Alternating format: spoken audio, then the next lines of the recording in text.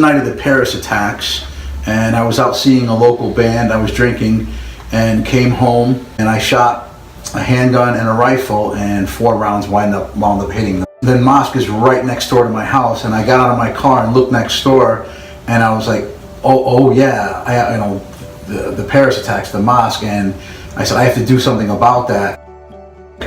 And I went into kind of like the Marine Corps mode. It was a progression of anger with me, and it started growing into hatred. The whole incident was quite of a shock to us. I wanted to be anti-terrorism, and then I looked at it and realized that I was a terrorist, and then I started realizing, oh, well, this is just all wrong.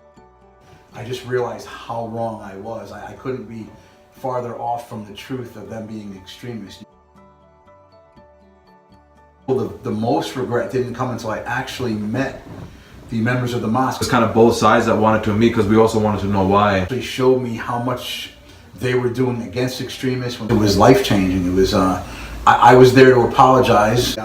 They were there to accept the apology. From everything that all the propaganda and all the wrong things that I was taught about Islam, I didn't expect them to accept an apology.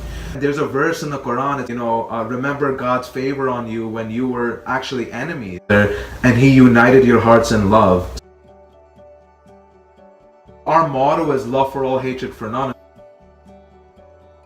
Well, the biggest thing I tell everybody is if you have any doubts or about anything, not just a religion, just about your neighbor, about any group, I tell everybody, knock on the door and spend 5 minutes, because that's all it would have taken me.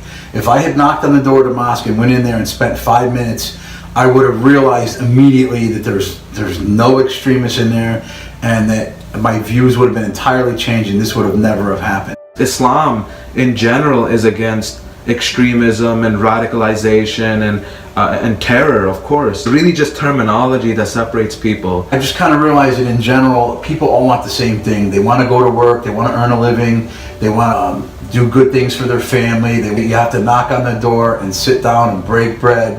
And I say it only takes 5 minutes.